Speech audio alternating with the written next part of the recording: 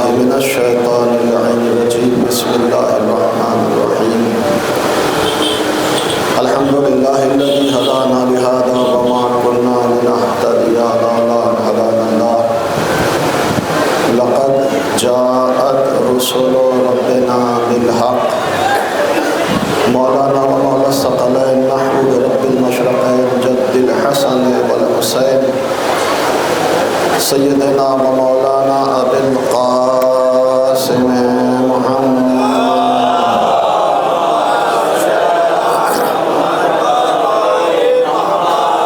وعلى آل بیتہ الطیبین الطاہرین المعصومین المظلومین المنتجبین المنتخبین الذین اذهب اللہ عنہم الرجس وطہرہم تطہیرا.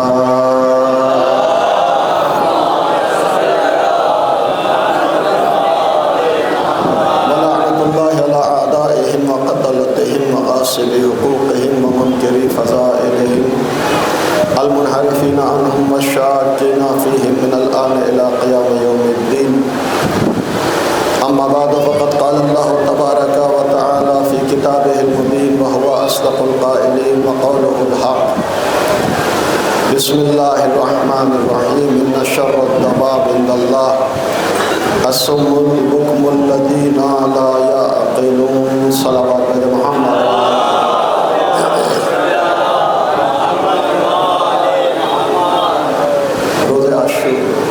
شہادت امام حسین علیہ السلام اور اس سلسلے کی آخری مجلس میری بہرحال آواز میرا ساتھ نہیں دے رہی ہے اور بڑا اہم مجلس ہے. کچھ باتیں فضائل تو نہیں لیکن معارف کی شکل میں جلدی کچھ باتیں آپ کی خدمت میں پیش کر دیں. لیکن میں اگر ابتدائی کلام میں ہی گزارش کر دوں آپ حضرات سے کہ تھوڑا سا آپ آگے آ جائیں چونکہ یقیناً بعد میں پیچھے سے لوگ آگے آتے ہیں مجلس ڈسٹرب ہوتی ہے تو تھوڑا سا صلوات بیچتے ہوئے آگے آ جائیں. جگہ ہے.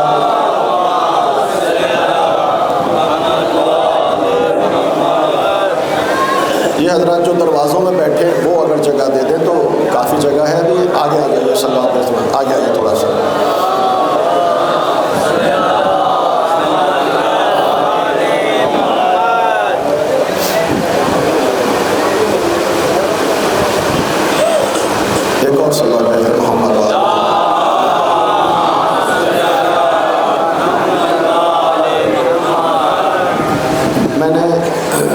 اسی آیہ کریمہ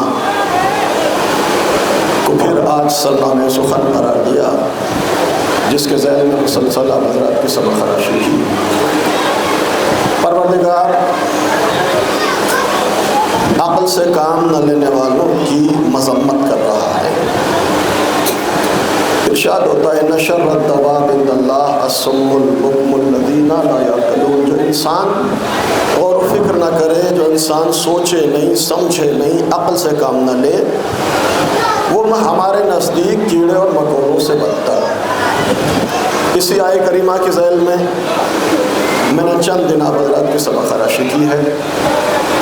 چند باتیں آج آپ کی خدمت میں عرض کروں گا اور اپنی معلومات مکمل کرنے کی کوشش کروں گا. اسلام دین عقل ہے. اسلام دین معرفت ہے. اسلام ایسی عبادتوں کو پسند نہیں کرتا کہ جن میں صرف کثرت پائی جاتی ہے. ایسی عبادتوں کو پسند کرتا ہے جو معرفت کے ساتھ انجام دی جائے. یاد رکھیے گا گلشن حیات کا ایسا ہر پھول بے رونق ہے جس میں عبادت کی خوشبو نہ ہو, لیکن ایسی ہر عبادت بیکار ہے جس میں معرفت کی روشنی نہ ہو. بغیر معرفت کے عبادت کی کوئی حیثیت نہیں. اگر عقلانیت نہیں, اگر شعور نہیں, اگر عقل نہیں, اگر سوچ سمجھ اور فکر نہیں تو عبادتوں کی کوئی حیثیت نہیں. وہ روایت جس میں چھٹے امام محمد جعفر صادق علیہ السلام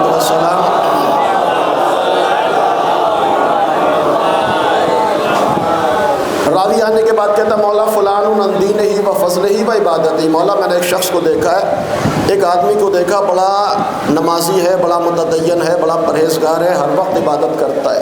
امام نے کیا کہا تھا کہ اس کی کثرت عبادت کی بات کی، لیکن یہ بتاؤ عبادتوں کی کثرت کی گفتگو سے پہلے یہ بتاؤ فکیف عقلہ، وہ عقل اور معرفت کے اعتبار سے کیسا ہے؟ راوی کیا کہتا ہے قلت ما ادری، مولا مجھے نہیں معلوم کہ اس کے اندر شعور کتنا ہے، اس کے اندر فکر کتنی ہے، اس کے اندر معرفت کتنی ہے، اس کے اندر عقلانیت کتنی ہے، مجھے نہیں معلوم۔ مولانا کہا کہ دیکھو جب تک کسی کی عقل اور معرفت کے بارے میں نہ جانو، اس کی کثرت عبادت کا تذکرہ ہمارے سامنے نہ کیا کرو، اس لیے کہ ان الثواب علی قدر العقول، اللہ نے اپنا ثواب کھوکھلی عبادتوں کی بنیاد پر نہیں رکھا، عقل و معرفت کی بنیاد پر رکھا ہے۔ صلوات بھیجا محمد و آل محمد۔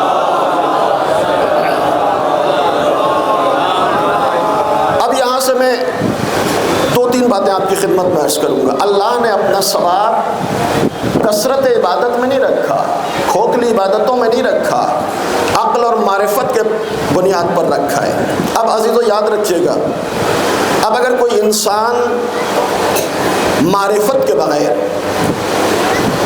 کوئی انسان عقلانیت کے بغیر، غور و فکر کے بغیر، اگر انسان عقلانیت کے بغیر دیدار بننے کی کوشش کرتا ہے، توجہ کیجیے گا، معرفت کے بغیر، فکر اور شعور کے بغیر جب انسان دیدار بننے کی کوشش کرتا ہے تو بالکل ایسے ہی ہے جیسے کوئی ہوا میں محل تعمیر کرنے کی کوشش کرے۔ انسان بغیر معرفت کے دیدار نہیں بن سکتا، اور جو بننے کی کوشش کرتا ہے، کوئی کسی بھی دین سے تعلق رکھتا ہو، کسی بھی مذہب سے تعلق رکھتا ہو، اگر شعور کے بغیر، اگر فکر کے بغیر، اگر عقل کے بغیر، اگر معرفت کے بغیر انسان اگر دیدار بننے کی کوشش کرتا ہے تو تین نتیجے نکلتے ہیں۔ توجہ کیجیے گا، جملہ آپ کے حوالے کرنا چاہتا ہوں۔ اگر انسان اس شعور کے بغیر، عقل کے بغیر، معرفت کے بغیر دیدار بننے کی کوشش کرتا ہے تو یا تو اندھ بھکت بن جاتا ہے، ذرا غور کیجیے گا، اگر معرفت کے بغیر دیدار بننے کی کوشش کرے گا یا تو اندھ بھکت بنے گا، یا دہشت گرد بنے گا، یا اخباری اور ملنگ بن جایا کرے گا۔ صلوات بھیجے محمد و آل محمد۔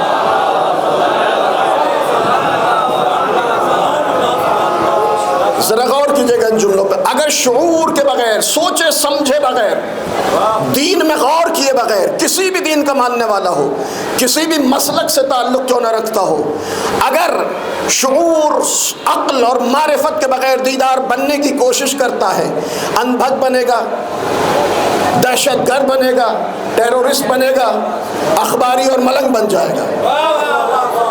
اگر شعور نہیں ہے تو پھر ایسا ہوگا، اندھک بنے گا، بس کچھ بھی کھوپڑی میں نہیں ہے، بنام دین جو چاہے کرے گا، یا دہشت گرد بنے گا، بستیاں اجاڑے گا، گود ویران کرے گا، سہاگ برباد کرے گا، بستیوں کو اجاڑ دے گا، انسانیت کو لہولہان کرے گا، بنام دین خود کو بھی مارے گا، دوسروں کو بھی مارے گا۔ اگر شعور نہیں، اگر معرفت نہیں تو دہشت گرد بنے گا۔ اور تیسری شکل بھی ہے عزیزو، بغیر معرفت کے اگر دیدار بنتا ہے تو یہ اخباری بنے گا، ملنگ بنے گا، نصیری بنے گا، دین کے نام پر عجیب و غریب حرکتیں انجام دے گا، عجیب و غریب حلیہ بنائے گا، عجیب و غریب زیورات میں خود کو ملبوس کرے گا، نام نہاد درگاہوں پر اچھل کود کرے گا، لوبان سلگائے گا، چادریں چڑھائے گا، اپنا بھی تماشا بنوائے گا، دین کا بھی تماشا بنوائے گا۔ جب معرفت نہیں ہے، اگر معرفت کے بغیر دیدار بنتا ہے تو پھر یہ نتیجہ نکلتا ہے۔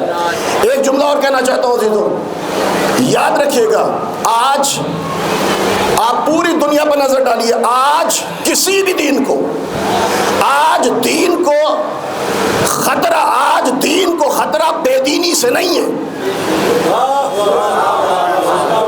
مجھے نہیں معلوم اپنا جملہ اب تک پہنچا پاؤں گا یا نہیں۔ آج دین کو خطرہ بے دینی سے نہیں ہے، آج دین کو خطرہ بے شعور دینداری سے ہے، آج مذہب کو خطرہ لامذہبیت سے نہیں ہے، آج مذہب کو خطرہ جاہل مذہب پرستی سے ہے، آج دین کو خطرہ بے دینی سے نہیں ہے، بے شعور دینداری سے ہے، آج مذہب کو خطرہ لامذہبیت سے نہیں، جاہل مذہب پرستی سے ہے۔ تیسرا جملہ میرے عزیزو یاد رکھیے گا، بے دینی کا مقابلہ آسان ہے، بے دینی کا مقابلہ آسان ہے، لیکن بے شعور دینداری کا مقابلہ نہایت مشکل کام ہے۔ آپ نہ کسی اندھبھد کا مقابلہ کر سکتے، نہ کسی دہشت گرد کا مقابلہ کر سکتے، نہ کسی اخباری اور ملنگ کا مقابلہ کر سکتے، چونکہ بے شعور دینداری ہے، چونکہ بے معرفت دینداری ہے۔ بے دینی کا مقابلہ آسان، بے شعور دینداری کا مقابلہ مشکل کام ہے۔ اب میں یہاں سے آپ ذرا تجزیہ، ہم یہ کہتے ہیں کہ ہمارے ائمہ پر بڑے مظالم ہوئے، تمام ائمہ پر مظالم ہوئے۔ میرا آپ سے سوال ہے کہ ائمہ پر مظالم کس کی طرف سے ہوئے؟ بے دینوں کی طرف سے ہوئے یا بے شعور دینداروں کی طرف سے ہوئے؟ سوال ہے میرا، آپ مجلس سے سنتے ہیں، تمام ائمہ پر مظالم ہوئے، کس نے مظالم ڈھائے؟ بے دینوں نے ڈھائے یا بے شعور دینداروں نے ڈھائے؟ لام مذہبیوں نے ڈھائے یا جاہل مذہب پرستوں نے ڈھائے؟ یاد رکھیے گا، ائمہ پر مظالم بے دینوں نہیں ڈھائے، انہی بے معرفت دینداروں نے، انہی بے شعور دینداروں نے ڈھائے۔ علی کا مقابلہ کس سے تھا؟ پیغمبر کی حیات تک علی کی ساری جنگیں بے دینوں سے تھیں، پیغمبر کی زندگی تک علی کا سارا جھگڑا بے دینوں سے تھا، لیکن پیغمبر کے بعد علی کی کوئی جنگ کسی بے دین سے نہیں ہوئی ہے، علی کی ساری جنگیں انہی بے شعور دینداروں سے ہوئی ہیں۔ آپ دیکھیں، تاریخ اٹھائیں، لیکن فرق ہے، بے دینی کا جب مقابلہ علی نے کیا، جب علی کفار اور مشرکین کے مقابلے میں جاتے تھے تو میدان میں کھڑے ہو کر مسکراتے تھے، لیکن جب ان بے شعور دینداروں سے مقابلہ ہوا تو علی آنسو بہاتے ہیں، علی گریہ کرتے ہیں، علی کہتے ہیں خدایا کب میری داڑھی کو میرے خون سے خضاب کرے گا، لیکن چونکہ مشکل تھا بے دینی کا مقابلہ۔ مولا کائنات کے بعد امام حسن کس سے مقابلہ تھا؟ بے دینوں سے نہیں، یہ السلام علیک یا مذل المومنین کہنے والے بے شعور دیندار تھے، بے دین نہیں تھے، یہ بے معرفت دیندار تھے۔ امام حسین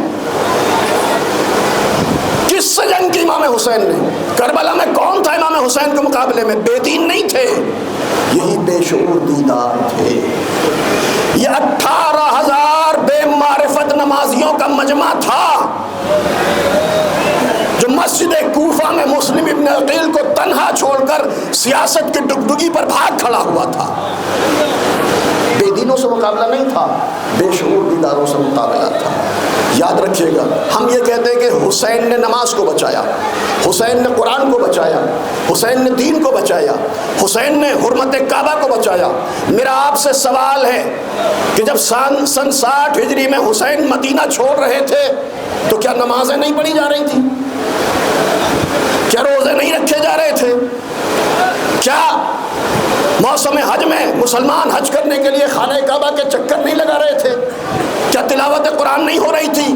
نہیں، مسجدیں نمازیوں سے بھری ہوئی تھیں، ہر گھر سے تلاوت قرآن کی آواز آ رہی تھی، موسم حج میں سرزمین مکہ حاجیوں سے بھر جایا کرتی تھی، حافظ قرآن تیار کیے جا رہے تھے، تلاوت قرآن کے مقابلے ہو رہے تھے، مسجدیں بھری ہوئی تھیں۔ پھر حسین نے کون سی نمازوں کو بچایا؟ پھر حسین نے کون سے قرآن کو بچایا؟ پھر حسین نے کون سے کعبے کو بچایا؟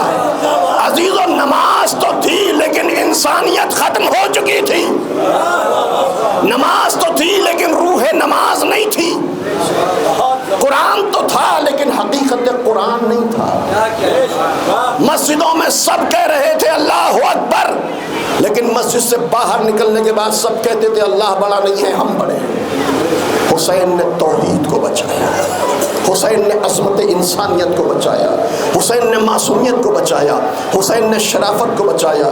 یاد رکھیے گا، اگر حسین کربلا میں اپنی جان قربان نہ کرتے تو آدم کا علم بیکار ہو جاتا، موسیٰ کی ہدایتوں کا خاتمہ ہو جاتا، عیسیٰ کی تعلیمات نابود ہو جاتی، موسیٰ تمام انبیاء کی تعلیمات کا خاتمہ ہو جاتا۔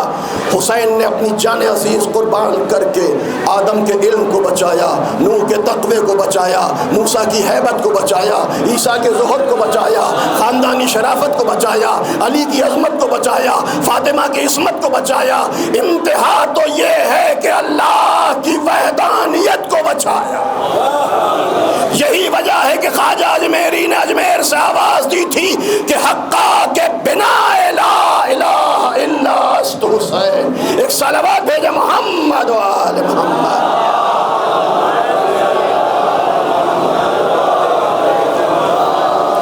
حسین نے توحید کو بچایا، حسین نے پیغمبر کی رسالت کو بچایا، حسین نے انسانی شرافت کو بچایا، حسین نے معصومیت کو بچایا، حسین نے حقیقت نماز کو بچایا، حقیقت قرآن کو بچایا۔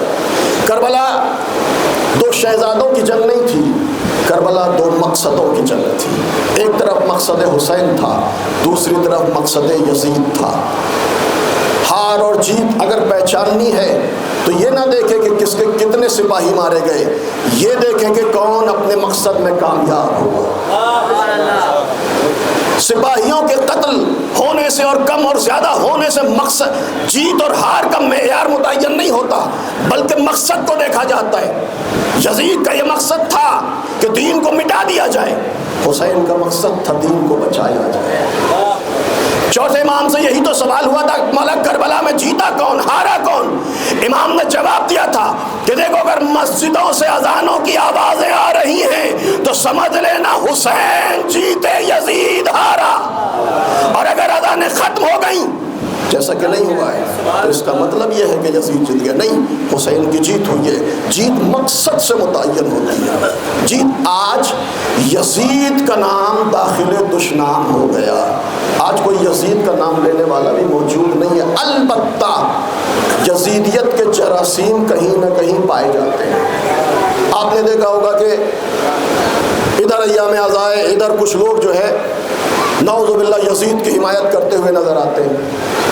یزیدیت مرد آباد نہ کہو، اس سے سیاست کی بو آتی ہے۔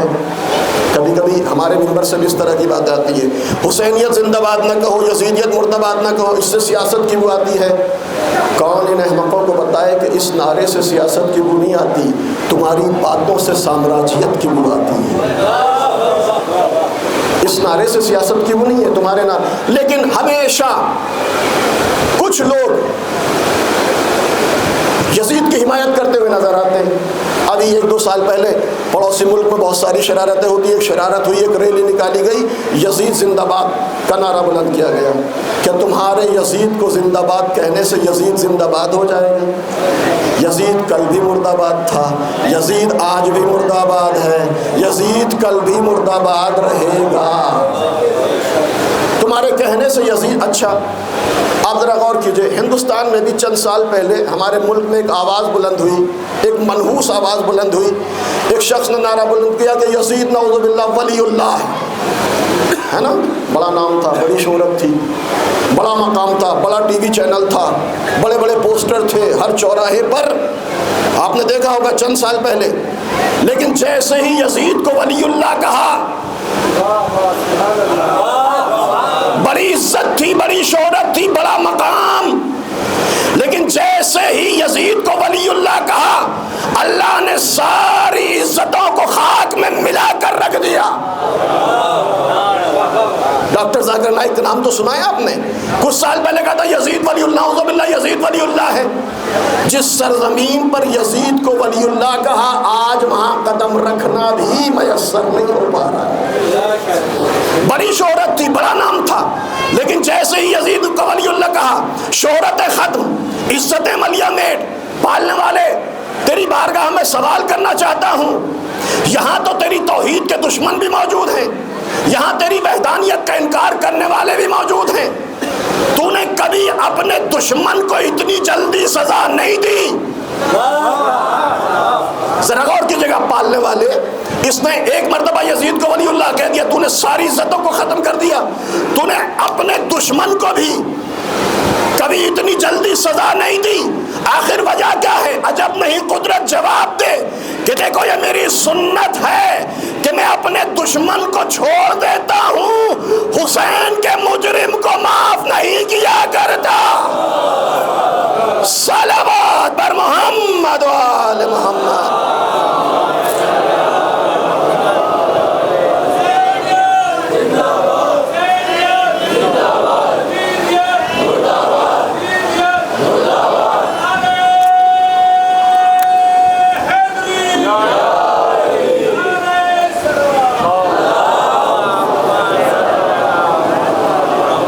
یہ سنت الہی ہے کہ خدا اپنے دشمن کو چھوڑ دیتا ہے، حسین کے دشمن کو معاف نہیں کرتا۔ جیسے ہی ابھی کچھ دن پہلے ایک اردو اخبار میں ایک مقالہ دیکھا، عجیب و غریب اٹپٹی سی باتیں کہ صاحب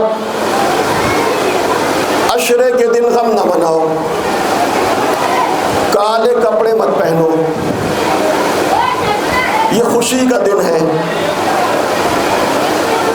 اچھے پکوان پکاؤ، اچھا کھانا کھاؤ، کوئی غم نہیں، کوئی ماتم نہیں، کوئی فرش ازا نہیں، کوئی کالے کپڑے نہیں، یہ خوشی کا دن ہے، اچھا کھانا پکاؤ، اچھا لباس پہنو، چونکہ عشرے کا دن بڑا خوشی کا دن ہے۔ اچھا دلیل ذرا دیکھیے، حسین کی دشمنی میں انسان عقل کا اندھا ہو جایا کرتا ہے۔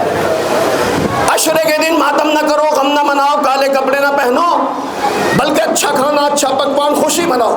دلیل ہم نے کہا کیوں بھائی عشرے کے دن کو کیوں خوشی کا دن منانا چاہیے؟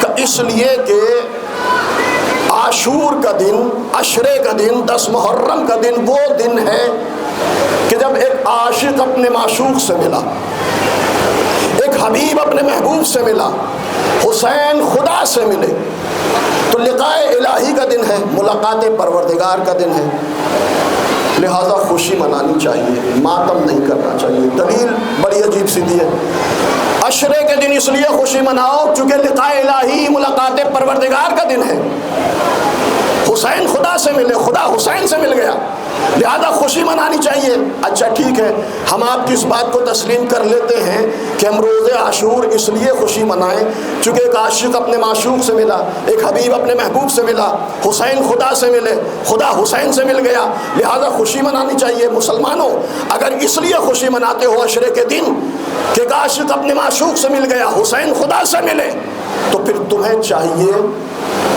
کہ بقرعید کے دن اپنے گھروں میں صف ماتم بچھاؤ، کالے کپڑے پہنو، غم مناؤ، ماتم کرو، اس لیے کہ بقرعید کا دن وہ ہے کہ جب ایک عاشق اپنے معشوق سے نہیں مل سکا، اسماعیل خدا سے ملاقات نہیں کر سکے، لہذا اس دن ماتم کرو۔ لیکن نہ جانے کیوں ادھر ایام اعزاں آتے ہیں، ادھر ایک ٹولہ، ایک احمقوں کی ایک جماعت یزید کی حمایت کرتی ہوئی نظر آتی ہے۔ لیکن ایک جملہ کہتا ہوں یاد رکھیے گا، جو یزید کی حمایت کرتے ہیں نا، جو یزید کی تعریفیں کرتے ہیں، یزید کی تمجید کرتے ہیں، عام مسلمان یہ کام نہیں کر سکتا، عام انسان بھی یہ کام نہیں کر سکتا، لیکن کچھ ہیں جو یزید کی حمایت کرتے ہوئے نظر آتے ہیں۔ آپ جانتے ہیں جو یزید کی حمایت کرتا ہے اس کی مثال کیسی ہے؟ توجہ کیجیے گا، جو بھی یزید کی حمایت کرے اس کی مثال کیسی ہے پتہ ہے؟ ایک صاحب کو شوق سوار ہوا کہ بھائی آج کتے کو پاک کیا جائے، ذرا غور کیجیے گا، یزید کی تعریف کرنے والوں کی مثال، یزید کی حمایت کرنے والوں کی مثال، شوق سوار ہوا کہ بھائی آج کتے کو پاک کیا جائے۔ ہوتا ہے کبھی کبھی کوئی کسی کو احمقانہ شوق سوار ہوتا ہے، آج کتے کو پاک کیا جائے۔ اپنے شوق کے ناپاک کی تسکین کے خاطر انہوں نے اپنے محلے سے کتا لیا، دکان سے صابن اور شیمپو لیا، دریا کے کنارے پہنچے، آواز دی کہ آج میں کتے کو پاک کرنے جا رہا ہوں۔ لے کر گئے دریا کے کنارے، صبح سے شام تک کتے کو غوطے لگائے، صبح سے شام تک مسلسل کتے کو غوطے لگائے۔ شام کے وقت انہوں نے اعلان کیا کہ آج میں نے کتے کو پاک کر دیا۔ جو یزید کی حمایت کرتے ان کی مثال، صبح سے شام تک دریا میں غوطے لگائے کہ آج میں نے کتے کو پاک کر دیا۔ اب آپ عالم اسلام سے، تمام مسلمانوں سے سوال کریں کہ بھئی یہ کہہ رہا ہے میں نے کتے کو پاک کر دیا، کیا اس کے کہنے سے کتا پاک ہو گیا؟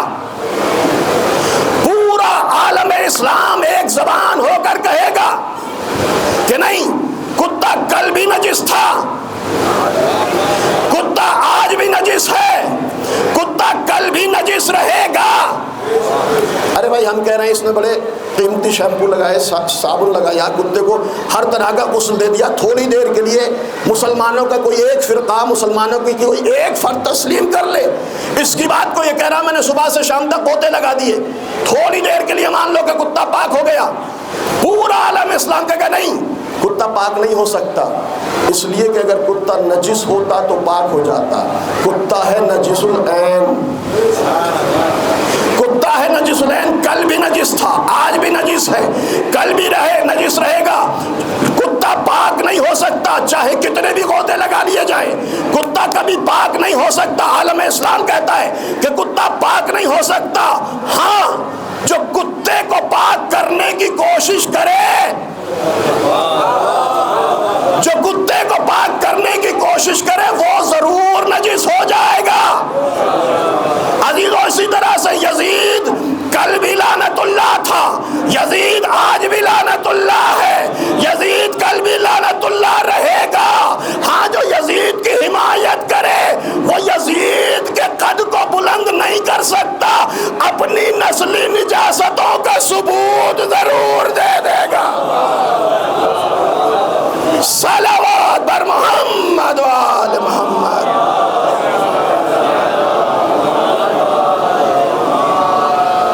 اس لیے کہ یہ اس حسین انسان کامل کے مقابلے میں آیا کہ جس نے انسانیت کو بچایا، جس نے معصومیت کو بچایا، جس نے شرافتوں کو بچایا۔ سن 60 ہجری میں نبی کا دین در در کی ٹھوکریں کھا رہا تھا۔ یزید تخت خلافت پر بیٹھ کر اعلان کر رہا ہے ما جاء الخبر ولا الوحی نزل، نہ کوئی فرشتہ آیا، نہ کوئی آیت آئی، نہ قرآن نازل ہوا۔ یہ بنو ہاشم کا کھلواڑ تھا حکومت حاصل کرنے کے لیے، دین کی زندگی پر حرف تھا، قرآن کی حیات پر حرف تھا۔ حسین وارث دین ہے، حسین وارث قرآن ہے۔ حسین نے اپنی جان قربان کر کے دین کو بچایا، حسین نے اپنی جان قربان کر کے قرآن کو بچایا، حقیقت قرآن کو بچایا۔ سن 60 ہجری میں حسین دین کو بچانے کے لیے گھر سے نکلے۔ توجہ کیجیے گا، میں آخری جملہ کہہ کر اب مسائل کی طرف آ رہا ہوں۔ یزید نے اعلان کیا ما جاء الخبر ولا الوحی نزل، نہ آیت آئی نہ قرآن نازل ہوا۔ انکار قرآن کر رہا تھا تخت خلافت پر بیٹھنے کے بعد۔ جو وارث قرآن تھا اس کی ذمہ داری تھی کہ قرآن کی زندگی کو بچائے۔ حسین نے گھر بار چھوڑ دیا، قرآن کی زندگی کو بچانے کے لیے حسین نے کربلا آباد کر لی، اپنا سر کٹوایا۔ اب قاتل بھی قرآن کی تلاوت کرتا ہوا نظر آ رہا ہے۔ روز عاشور حسین نے قرآن کی زندگی کو بچا لیا، لیکن سامراج نے، دشمن نے پیترا بدلا کہ صاحب قرآن تو بچ گیا لیکن حسین کا خاتمہ ہو گیا۔ پنجتن کی آخری تصویر خاک میں ملا دی گئی، امامت اور ولایت کا خاتمہ ہو گیا۔ اب بات کو بدل دیا گیا، پہلے کہا کہ صاحب قرآن ختم، کوئی قرآن نہیں آیا۔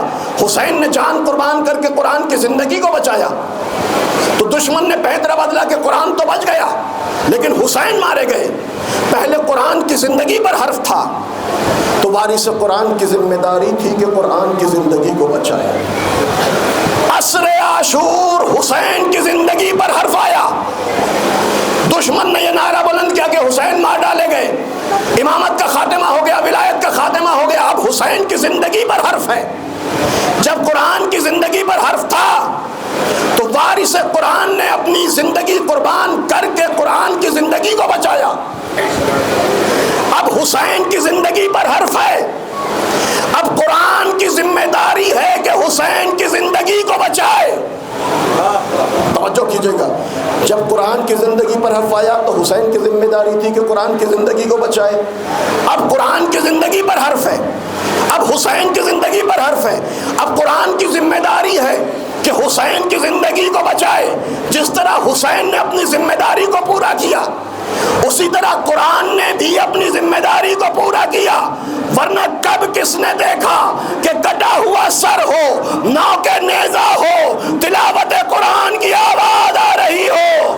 یہ قرآن تلاوت نہیں کر رہا ہے، یہ حسین تلاوت نہیں کر رہے ہیں، یہ قرآن ہے جو حسین کی زندگی پر دلیلیں پیش کر رہا ہے۔ اس لیے کہ جو قرآن ہے وہی حسین ہے، جو حسین ہے وہی قرآن۔ حسین نے قرآن کو بچانے کے لیے کربلا میں اپنا بھرا گھر قربان کر دیا، چھوٹے چھوٹے بچے، 3 دن کی بھوک و پیاس۔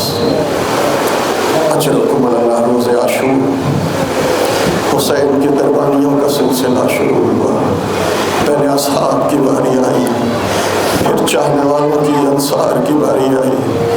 کبھی قاسم کا لاشا پامال ہوا، کبھی اکبر کے سینے پہ برچھی لگی، کبھی علی اصغر کا گلا چھدا، کبھی عباس کے بازو کٹے، کبھی اون محمد کے لاشیں گرے۔ عزادارو عصر عاشور کا وقت قریب آ گیا، فاطمہ کا لال کربلا کے میدان میں تنہا کھڑا ہے۔ حسین کبھی دائنی طرف کبھی بائیں طرف دیکھتے ہیں، آواز دیتے ہیں واقلت ناصرہ، ہائے میرے مددگاروں کی کمی۔ اجرکم اللہ، اجرکم اللہ۔ آپ رونے کے لیے آمادہ ہو گئے۔ اس مجلس میں شبیہ ذوالجلال امام حسین برآمد ہوگی۔ مجھ سے کہا گیا ہے کہ رخصت اور شہادت کے مسائل بیان ہوں۔ آپ یہ اس سلسلے کی آخری مجلس سے محرم ختم ہو گیا، آزادارو عشرے کا دن چلا گیا۔ فاطمہ اس مجلس میں شاید رومال لے کر آئی ہوں۔ اے میرے لال کے آزادارو، میرے حسین کے جسم پر 1900 زخم ہیں۔ ارے اپنے آنسوؤں کا نذرانہ پیش کرو، شاید تمہارے آنسو میرے لال کے زخموں پہ مرہم بن کر لگ جائے۔ اجرکم اللہ، اجرکم اللہ۔ ہاں عزادارو، حسین رخصت آخر کے لیے خیموں میں آئے ہیں۔ حسین رخصت آخر کو خیموں میں آئے، سید سجاد کا شانہ ہلایا، بیدار کیا میرے لال، میرے لال سید سجاد خدا حافظ۔ اے میرے لال جب مدینے جانا تو میرے شیعوں کو میرا سلام کہہ دینا۔ ارے حسین کے عزادارو، حسین کے ماتمدارو، اپنے مقدر پر ناز کرو۔ تمہیں 2 مقام پر حسین نے یاد کیا ہے، کربلا میں 2 مقام پر روز عاشور تمہیں یاد کیا ہے۔ رخصت آخر سید سجاد سے کہا میرے لال جب مدینے جانا میرے شیعوں کو میرا سلام کہنا۔ دوسرا مقام جانتے ہیں عزادارو، جب حسین اپنے ششماہ علی اصغر کو لے کر میدان کربلا میں آئے، ظالموں سے کہا اے ظالموں، دیکھو اگر میں تمہاری نگاہ میں خطا وار ہوں تو میرا بچہ تو معصوم ہے، دیکھو یہ پیاس سے کیسے تڑپ رہا ہے، ہو سکے تو چند قطرے پانی کے پلا دو۔ اجرکم اللہ، عزادارو یہ دوسرا مقام ہے جب حسین یاد کر رہے ہیں۔ آپ محسوس کریں گے، جملہ سنیں گے، حسین کا ایک لقب ہے حسین کریم ہے۔ حسین کریم ہے۔ کریم پتہ ہے کسے کہتے ہیں؟ کریم اسے کہتے ہیں جو کبھی کسی کے سامنے ہاتھ نہ پھیلائے، جو کبھی کسی سے کچھ نہ مانگے۔ عزادارو حسین نے کبھی کسی سے کچھ نہ مانگا، لیکن حسین کربلا میں اتنا غریب ہو گیا کہ اپنے ششماہے کے لیے دشمن سے پانی کا مطالبہ کر رہا ہے۔ بڑا سخت حسین کے لیے، یہی وجہ ہے کہ اس بے کسی میں حسین نے اپنے چاہنے والوں کو یاد کیا۔ اے کاش میرے شیعو تم کربلا میں ہوتے تو دیکھتے کیف استسقی لطفلی فابوا ان یرحمونی۔ میرے شیعو کاش کربلا میں ہوتے، دیکھتے حسین کیسے غریب ہو گیا، حسین نے کیسے اپنے بچے کے لیے پانی کا مطالبہ کیا، پانی نہ ملا اور ملا کا تیر آیا۔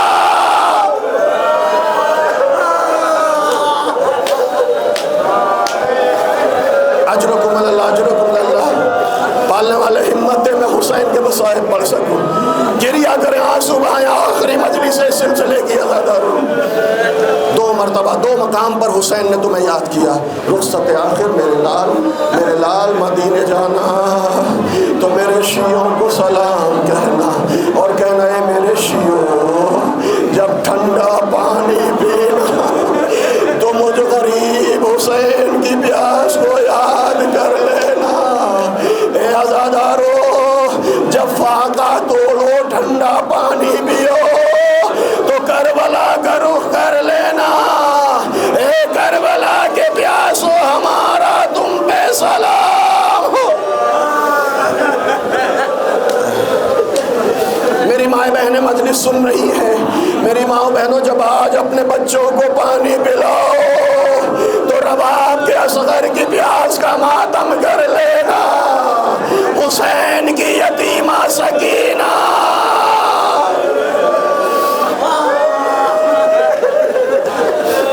اجرکم اللہ. اپنی آوازوں کو بلند کریں میرے نوجوانوں سے شرمانا نہیں. روزے آسو فاطمہ تمہارے آنسوؤں کی منتظر ہے عزادارو.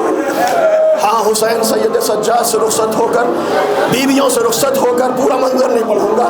حسین مقتل کی طرف چلنا چاہتے ہیں. جب حسین خیمے سے باہر نکلے جیسے ہی باہر نکلے حسین نے دیکھا کہ ایک چھوٹی سی بچی زمین کربلا پر سر کو جھکائے بیٹھی ہے. کہ میرے لال سکینہ اس طرح کیوں بیٹھی ہو میری بیٹی؟ اے بابا میں رات سے سن رہی ہوں بیویاں آپس میں گفتگو کر رہی تھی کہ کل سکینہ یتیم ہو جائے گی.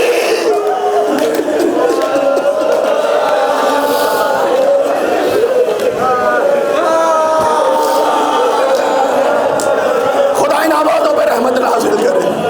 بابا میں کل سے سن رہی تھی بیویاں کہہ رہی تھی کہ کل سکینہ یتیم ہو جائے گی. بابا یتیم کسے کہتے ہیں بابا؟ ایک مرتبہ حسین نے ایک خاک کربلا اٹھائی سکینہ کے سر پہ ڈالی. اے میرے لال سکینہ جس بچی کا باپ مر جائے اس بچی کو یتیم کہا جاتا.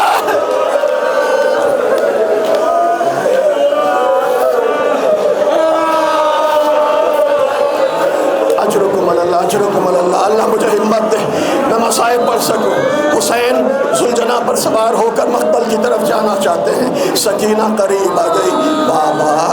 بابا مقتل جا رہے ہیں. بابا میں دیکھ رہی ہوں صبح سے جو گیا واپس نہ آیا. بابا اگر آپ چلے گئے تو میں رات میں کس کے سینے پر سوؤں گی بابا؟ یہاں سے میر انیس نے منظر کشی کی ہے عزادارو. سکینہ جناب سکینہ امام حسین کا دامن پکڑ کہتی ہے سو پاؤں گی جب آپ کی بو پاؤں گی بابا. میں رات کو مقتل میں چلی آؤں گی بابا.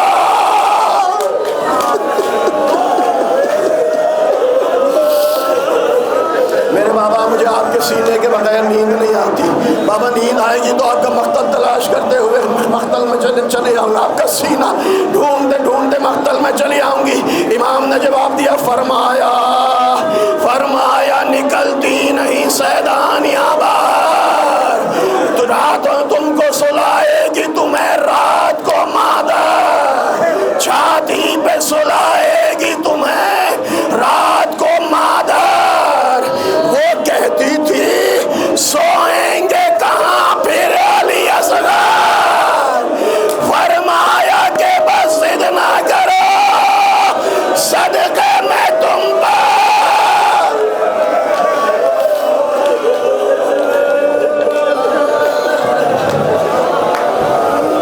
اجرکم اللہ اجرکم اللہ اجرکم اللہ. چھاتی پہ سلائے گی تمہیں رات کو مادر. وہ کہتی تھی سوئیں گے کہاں پھر علی اصغر فرمایا کہ بس ضد نہ کرو صدقے میں تم پر. یہ بھی شب ہوئے گی شب ہوئے گی اور دشت میں ہم ہوئیں گے بیوی. اصغر میرے سینے پہ وہیں سوئیں گے بیوی. اے میرے لال سکینہ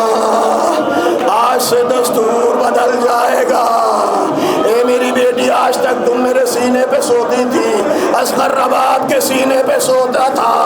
آج سے دستور بدلے گا میرے لال، آج سے تم ماں کے سینے پر سونا، میرا ششماں میرے سینے پر سوئے گا۔ اصغر میرے سینے پہ وہی سوئے گا بی بی۔ ایک مرتبہ سکینہ تڑپ کر کہتی ہے کیسی ہیں یہ باتیں، میرا دل روتا ہے بابا، ارے گھر چھوڑ کے مقتل میں کوئی سوتا۔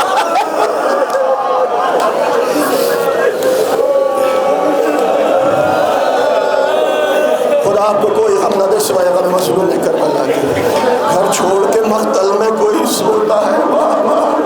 بڑا عجیب منظر ہے عزادارو، رخصتی امام حسین اور سکینہ کا بڑا عجیب منظر ہے۔ جب لٹا ہوا قافلہ دربار ابن زیاد میں پہنچائے نا، ابن زیاد نے شمر سے سوال کیا ہے، شمر میں جانتا ہوں بڑا ظالم ہے تو بڑا ظالم ہے، لیکن یہ بتا اے شمر بتا تجھے کربلا میں کسی مقام پر رحم آیا؟ اے ظالم یہ بتا تجھے کسی مقام پر رحم آیا؟ شمر کہتا ہے امیر ایک مقام ایسا تھا کہ جب مجھ جیسا ظالم بھی رحم کھائے بغیر نہ رہ سکا، کہ وہ کون سا مقام تھا؟ دارو جملے سن لیں، رخصتی سکینہ اور حسین کا منظر ہے۔ شمر کہتا ہے اے امیر بس ایک منظر تھا کہ جب مجھ جیسا ظالم بھی رحم کھائے بغیر نہ رہ سکا، کہ کون سا منظر تھا بیان کر۔ شمر کہتا ہے امیر رأیت صغیرۃ باکیۃ، اے امیر جب حسین فاطمہ کا لال خیمے سے مقتل کی طرف نکلنا چاہتا ہے، کہتا ہے کہ رأیت صغیرۃ باکیۃ، اے امیر میں نے ایک چھوٹی سی بچی کو دیکھا جو مسلسل آنسو بہا رہی تھی۔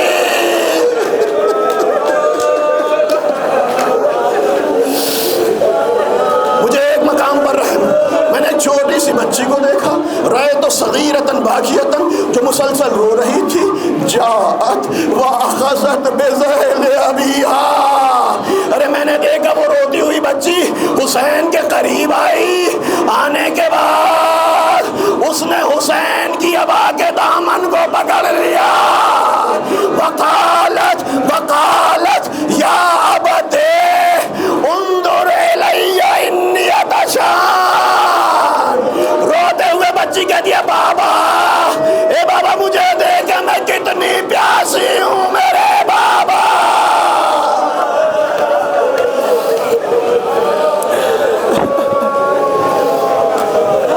ظالم روایت کرتا ہے چھوٹی سی بچی کو دیکھا روتی ہوئی ہے، اپنے بابا کے ابا کو دامن کو پکڑا، کیا جملہ کہا ہے یا بتے انظر الی انی عطشان، اے بابا ذرا مجھے دیکھیں میں کتنی پیاسی ہوں، بابا اگر ہو سکے تو چند قطرے پانی کے پلا دیں۔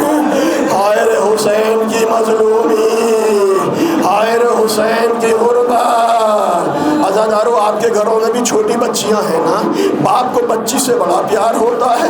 باپ اگر کہیں باہر جائے بچی مطالبہ کرے کہ میرے لیے فلاں چیز لے کر آنا، باپ جس حال میں بھی ہو اپنی بچی کے مطالبے کو پورا کرنے کی ضرور کوشش کرتا ہے۔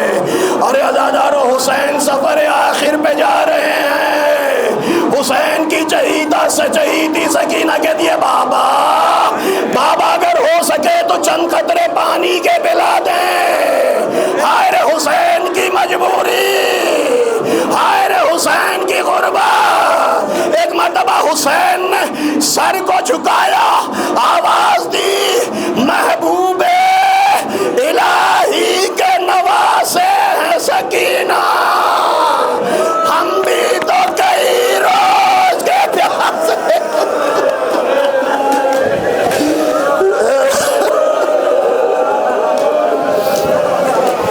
سکینہ تیرا بابا کئی دن کا پیاسا ہے، ہم بھی تو کئی روز کے پیاسے ہیں سکینہ، اے میرے لال سکینہ تیرا باپ اتنا مجبور کہ تجھے پانی نہیں پلا سکتا میرے لال۔ نہ جانے حسین کیسے یہ بات سکینہ کے ذہن میں محفوظ رہ گئی کہ میرا بابا بڑا پیاسا ہے. یہ بات یہ محفوظ رکھیے گا عزیزو، آج سلطنہ کی زیارت کریں گے نا، سکینہ کے ذہن میں یہ بات محفوظ رہ گئی کہ میرا بابا بڑا پیاسا ہے، میرا بابا کئی دن کا بھوکا پیاسا ہے.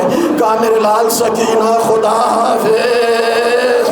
حسین مقتل میں آئے، جنگ کی، کشتوں کے پشتے لگائے، لیکن ایک مرتبہ آواز آئی ایتھا النفس المطمئنہ، اے نفس مطمئنہ اپنے رب کی طرف پلٹا. جیسے ہی حسین نے آواز سنی اپنی تلوار کو نیام میں رکھا، ظالموں نے حملہ کرنا شروع کیا.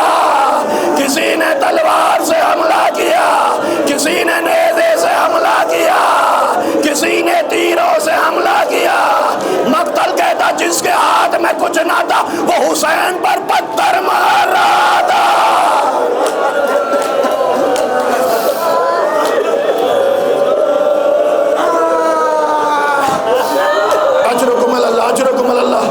خدای نوازوں پہ رحمت نہ، جس کے ہاتھ میں کچھ نہ تھا.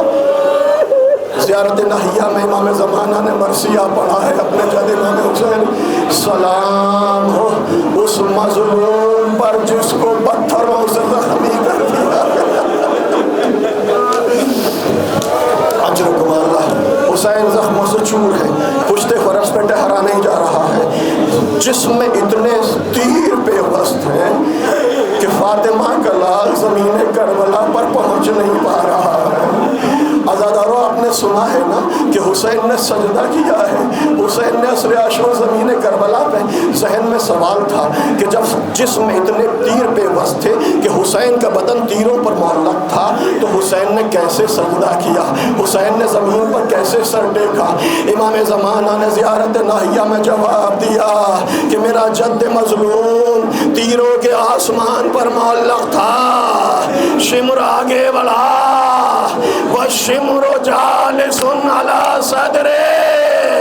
ارے شمر آگے بڑھا، سینہ حسین پر سوار ہوا.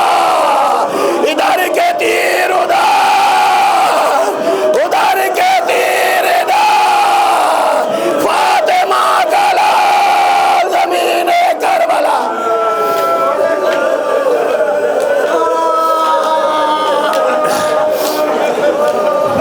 دو تین جملے زیارت ناہیہ کے. مولا امام زمانہ کہتے ہیں وَالشِّمْرُ جَالِسٌ عَلَى صَدْرِهِ. حسین کے سینے پر شمر سینہ حسین پر سوار ہوا. آپ جانتے حسین کی مظلومی، حسین کی بے کسی، حسین کو کیسی بے دردی سے قتل کیا گیا ہے. جملے سن سکتے ہیں. امام زمانہ کہتے ہیں حسین کے سینے پر شمر سوار ہوا. وَالشِّمْرُ جَالِسٌ عَلَى صَدْرِهِ وَقَابِضٌ عَلَى يَدِكَ بِيَدِكَ قَابِضٌ عَلَى شَيْبَتِكَ بِيَدِكَ. ارے حسین کے سینے پر سوار ہوا، حسین کی داڑھی کو اپنے ہاتھوں میں لیا. وَذَابِحٌ لَكَ بِمُحَنَّدٍ. اپنے خنجر کو آمادہ کیا. ایک مرتبہ حسین کو پلٹا، پشت گردن سے خنجر مارنا شروع کر دیا.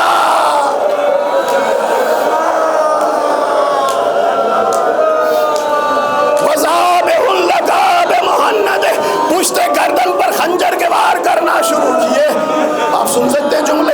مقتل کہتا ہے حسین کی کیفیت یہ ہے، حسین کی بے کسی کا عالم یہ ہے، حسین کے اضطراب کی کیفیت یہ ہے کہ فاطمہ کا لال حسین غریب شدت اضطراب سے حسین کبھی اپنے پیروں کو پھیلاتے ہیں، کبھی پیروں کو سکیڑ لیتے ہیں، کبھی مٹھیوں کو کھولتے ہیں، کبھی بھیج لیتے ہیں.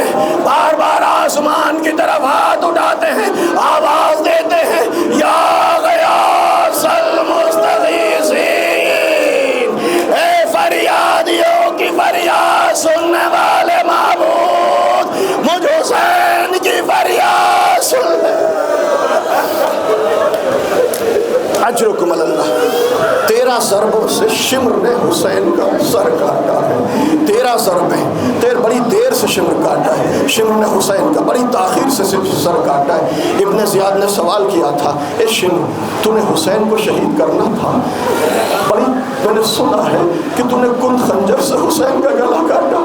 اے ظالم اگر حسین کے سر و تن میں جدائی ڈالنی تھی تو تیز دھار کا خنجر لے لیتا، یہ کند خنجر کیوں لیا، اتنی تاخیر سے حسین کا گلا کیوں کاٹا؟ ایک مرتبہ شمر کہتا ہے ابن زیاد میرا خنجر کند نہ تھا، ہاں حسین کو شہید کرنے میں، حسین کے سر کاٹنے میں تاخیر اس لیے ہوئی کہ جب بھی میں اپنا خنجر حسین کی گردن پر رکھتا تھا، ایک بی بی تھی جو اپنے دونوں ہاتھ میرے خنجر کے نیچے رکھ دیتی تھی، آواز دیتی تھی اے ظالم میں نے اپنے حسین کو چکیاں پیس۔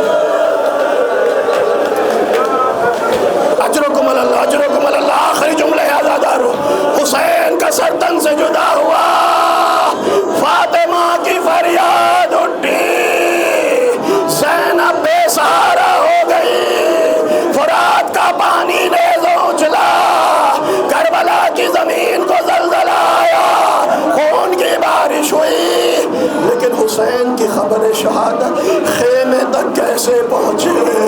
آیا ادھر سکینہ انتظار